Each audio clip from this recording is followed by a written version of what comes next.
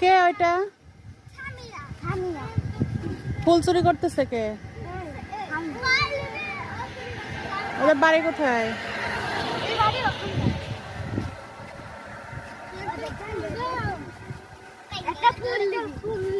দিচ্ছে দিচ্ছে। এই কি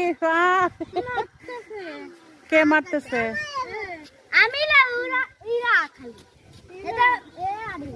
কেন এই মারতে হয়?